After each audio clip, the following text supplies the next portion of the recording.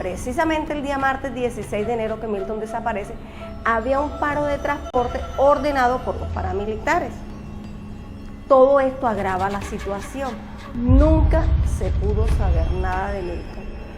Luego viene todo este proceso de paz, la desmovilización de los paramilitares y empiezan las versiones libres de los desmovilizados. Nada. Se le preguntaba al uno, se le preguntaba al otro, a Hernán Giraldo se le preguntó en muchas ocasiones. Porque ¿qué pasaba en Santa Marta? Uno acudía donde aquellas personas que podían decirle algo, que me devuelvan el cuerpo de Milton. Yo quiero llevar a Milton a un cementerio.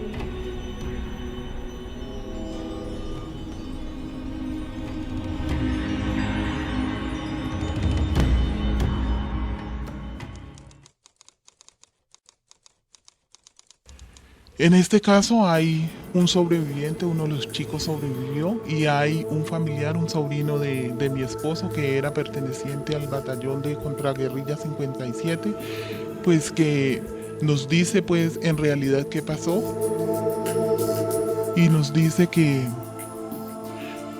pues qué sabíamos del asesinato de Darby, su primo, y él nos cuenta que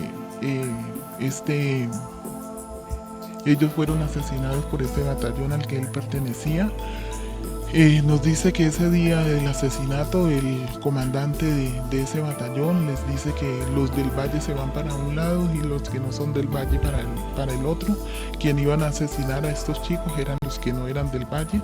Él dice que habían recorrido una distancia larga y sonaron pues las ráfagas. Al otro día, al reunirse todo el grupo, le pregunta a uno de sus compañeros, le dice pues que esa noche habían dado de baja a 2 guerrilleros y uno se había escapado. Le muestra la cédula de uno de ellos y era la cédula de mi hijo. Inicialmente él, sin medir palabras, va hacia el comandante y le dice que no le gustaron las bajas que se dieron esa noche. Él le dice que por qué, le dice porque uno de los asesinados es su primo. Él le dice que con quién ha hablado, le dice que hasta el momento con nadie. Este comandante le da permiso que salga del batallón y le dice que le va a dar un dinero para que me lleve un dinero, una remesa, y pregunte pues qué sabemos de la muerte de ellos. La orden de este comandante fue matarlo dentro o fuera del batallón. Papás con hijos presentados como guerrilleros muertos en combate, campesinos con las vidas destrozadas por una mina antepersona o por un destierro, familias completamente desintegradas por masacres, secuestros o asesinatos, o familias destruidas por la fuerza de una bomba como la del Club del Nogal. Y también mujeres atormentadas y marcadas por abusos sexuales son una muestra no solo de la crueldad, sino de la arbitrariedad de quienes han hecho la guerra en Colombia. Ninguno de los colombianos que da su testimonio para este especial hacía parte de los grupos armados.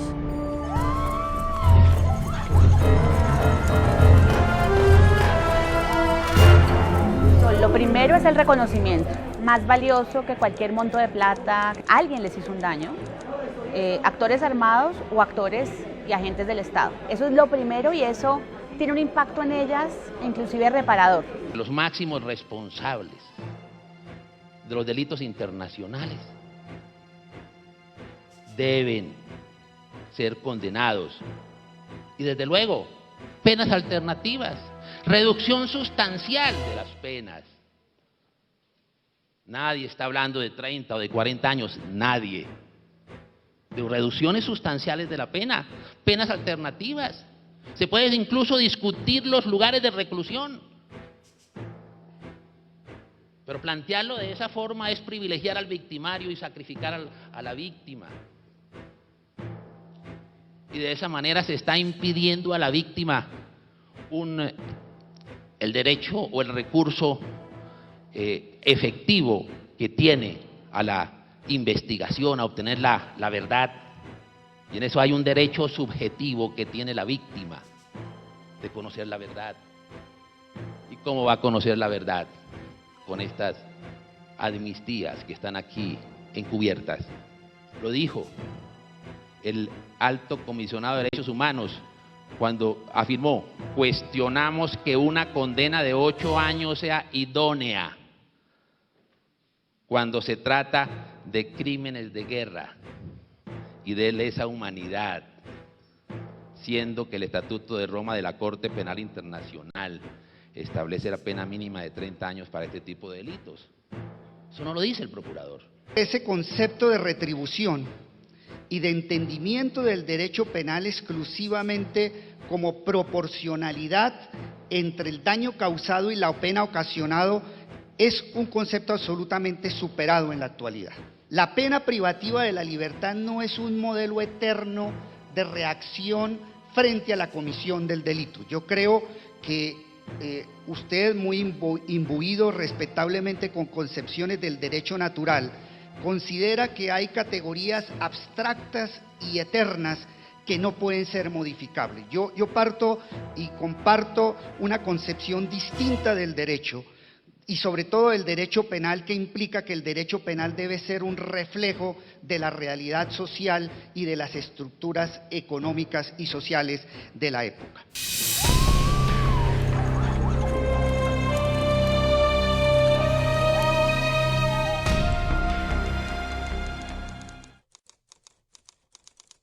Fui refugiado en Ecuador a través del ACNUR, hasta que terminó la zona de extensión, y retornado a mi lugar por parte de la Red de Solidaridad de la Presidencia de la República en el proceso de desplazamiento forzado. A los 3 años de haber llegado a Colombia, desafortunadamente caigo en el campo minado. De mina antipersonal es muy difícil llevar, tanto para mí como para el núcleo familiar, en razón de que yo tuve 5 cirugías y duré 3 años sin caminar. Entonces mi esposa le tocó asumir ese rol de padre y madre y de llevar el sustento diario. Y me siento revictimizado por la sociedad, tanto civil como la parte del Estado, porque nos rechazan por una discapacidad.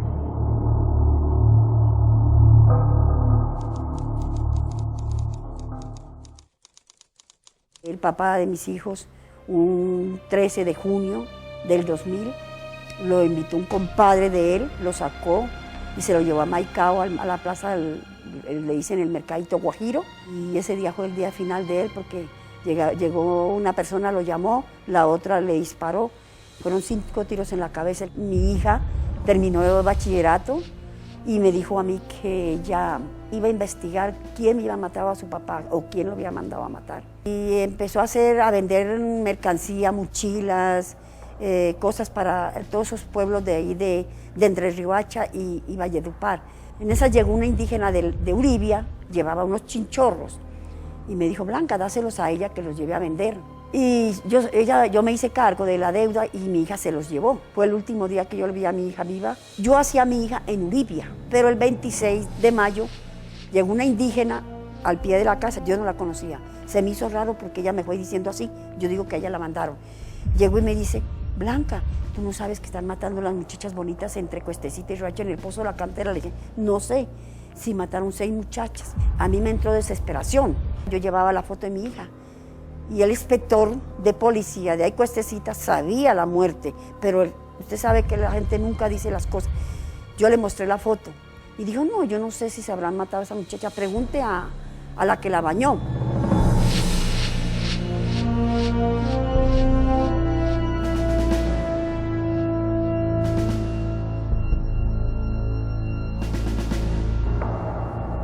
Yo me fui a la muchacha y me dijo, le mostré la foto y me dijo: sí, ella la mataron, ella es. Una cadena de oro, todo eso no apareció, pero a mí no me interesaba eso. A mí me hubieran dejado mi hija desnuda, para mí hubiera sido una alegría. Pero eso es duro. Ella fue cortada a su pecho, le quebraron sus manos y la tiraron en un pozo. En vez de ser ustedes que nos entierran a nosotros, tener que enterrar uno a un hijo y una niña que estaba empezando a vivir.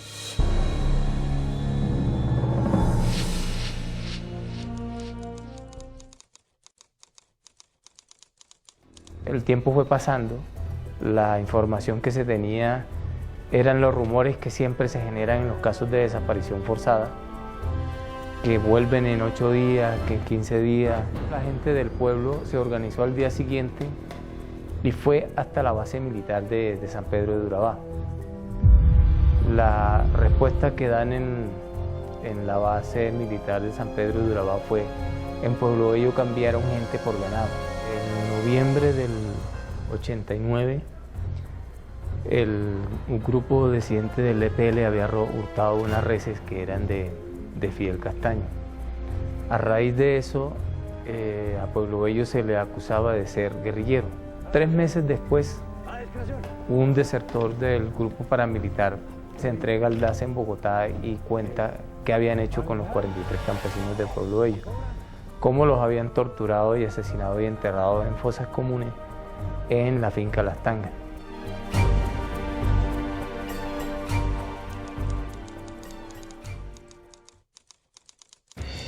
Mi hijo nunca nos lo va a devolver ni el ejército, ni todas las cosas que pasen pues porque ellos hayan sido condenados, no. Tampoco a mi nieta le van a devolver su papá. Mi nieta inicialmente decía, todos los días había que llevarla al cementerio porque decía que su papá echándole agua iba a nacer de nuevo.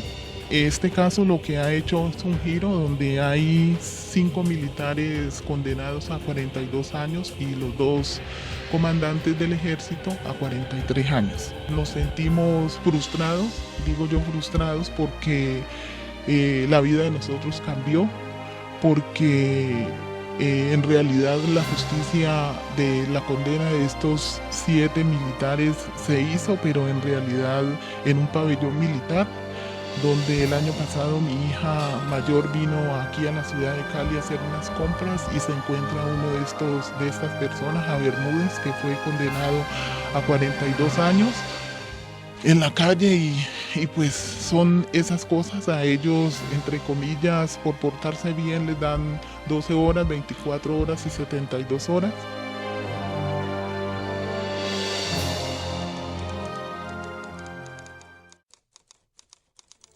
Salieron a la carretera, 3 hombres armados. Me movieron durante cerca de un mes para otro sector, pues que obviamente no sé. Y de ahí pequeños movimientos en ese sector hasta el momento de la liberación. De lo más difícil fue haber escuchado que mis padres, para llamar la atención, buscando mi liberación, de que me tuvieran en cuenta, se hubieran dirigido a Bogotá y se hubieran encadenado. Eso para mí fue muy difícil.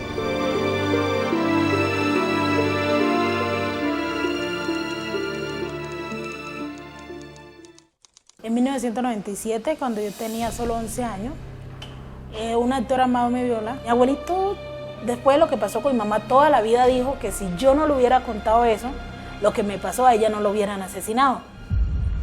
Y mi mamá, cuando ella llega, yo era, digamos, su niña consentida de 5 hermanos, y cuando mi mamá llegó a la casa, porque ella estaba en una fiesta familiar, cuando llegó a la finca, ella era búsqueme por todos lados y no me encontraba, porque cuando ella venía yo siempre sabía el ruido del motor, como que sentía su olor, o sea, sabía a qué hora iba a llegar y la esperaba en la orilla del río, y ese día no fue así. Ese día, cuando ella llegó, le tocó mandar a los trabajadores, mis tíos, a mi resto de hermanos a buscarme, porque no me encontraba. Y cuando ella llega donde guardábamos los alimentos de las vacas y todo esto de los animales, yo estaba allá. Y a lo que ella me carga, yo estaba sangrando y me pregunta que qué pasa. Entonces yo le expliqué que había venido un hombre pues armado, así, y había abusado de mí. Bueno, y mi mamá sale. Se demoró como 2 horas más o menos y regresa furiosa.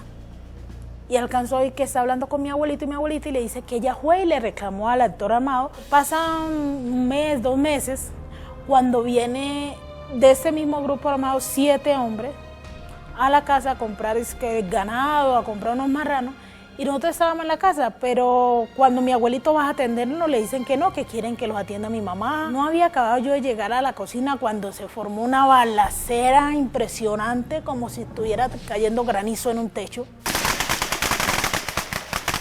Ya a los días, a los meses, nos llegan unos panfletos que tenemos que salir de la finca todos, porque van el ejército, van los paramilitares, la guerrilla, y que quienes se encuentren en medio de ese conflicto que ellos tenían, no respondían. Ya en el 2000 consigo al chico de mis sueños, me caso, y pues ahí es donde pienso que ya tengo todo solucionado, porque ya me casé, quedo embarazada, nace mi hijo, y ahí es donde empieza mi problema. Yo no permitía que mi hijo me viera los ojos. Yo siempre le daba el seno y le tapaba la cara que no me viera porque yo sentía que me estaba acusando. Empiezo a confundir a mi esposo con el actor armado, entonces ahí se me agravó más la situación. En un solo ser humano hay tantas violencias que ha sufrido y que siguen habiendo en Colombia porque esto no ha parado. Y lo más duro es que, digamos, el Estado se queda callado, no hace nada. Nosotros contamos. Ella fue cortada a su pecho, le quebraron. Y lo más duro es que, digamos, el Estado se queda.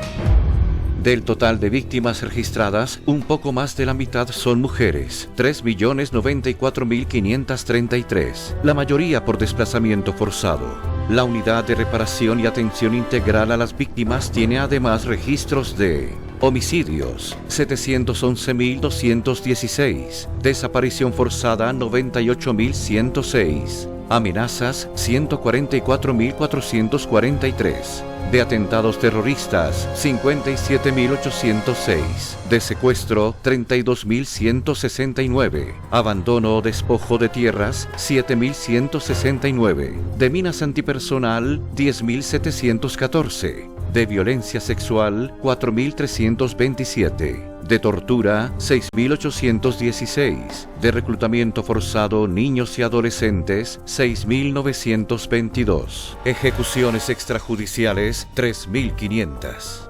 El problema con estos proyectos es que la violencia es tan masiva y tan escondida que es muy difícil encontrar gente que recuerden las víctimas que ahorita no pueden dar sus testimonios propios, porque obviamente son muertos. Las víctimas tienen miedo a algo, tienen miedo a que las personas que les causaron el daño paguen una pena, terminen de pagar esa pena y vuelvan a su vida diaria como si nada hubiera pasado, ¿sí? Ellas de alguna manera reclaman como castigos ejemplarizantes, que esa comunidad vea que lo que pasó no fue normal. Junto con la verdad se necesita un reconocimiento, no solamente una verdad que diga esto pasó, sino que reconozca que eso se hizo mal, ¿no? Que eso es un atentado a la dignidad humana y que reconozca la dignidad de las víctimas. Creo que eso es algo universal para todas las víctimas en todos los países. Y después las víctimas necesitan, obviamente, cambiar las condiciones en las que han quedado después de la violencia, ¿no? Lo primero y principal es que las víctimas tienen que sentirse partícipes del proceso, tienen que ser consultadas y tienen que sentirse que su voz y su opinión es respetada. Las víctimas tienen derecho sagrado, inalienable, como lo dicen los principios de impunidad de Naciones Unidas, a conocer la verdad. ¿Qué significa conocer la verdad? ¿Quiénes? ¿Por qué motivos? ¿En qué condiciones los victimizaron o victimizaron sus familiares? ¿Por qué se desapareció la gente? ¿Por qué se asesinó a la gente? ¿Por qué se masacró a la gente? ¿Por qué hubo violaciones sexuales? Necesitamos alejarnos de la tendencia de tratar a las víctimas como si fueran cosas dolidas, chiquitas, personas que necesitan paternalismo permanentemente. Por el contrario, necesitamos recuperar el sentido de seres políticos de todos.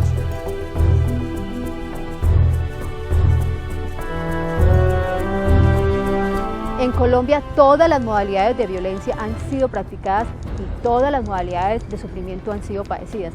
Pero como queda claro, las víctimas son generosas, piden castigo, pero perdonan. Y ahora están esperando respuesta de las personas que les han hecho el daño.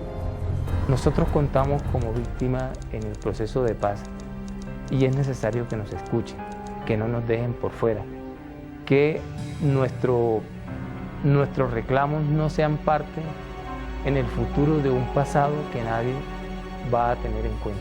No quiero callar, quiero denunciar y visibilizar nacional e internacionalmente el caso de mi hija. El perdón es algo muy individual de cada persona. Yo creo que uno no puede perdonar por decreto ni forzar a la gente a perdonar a alguien.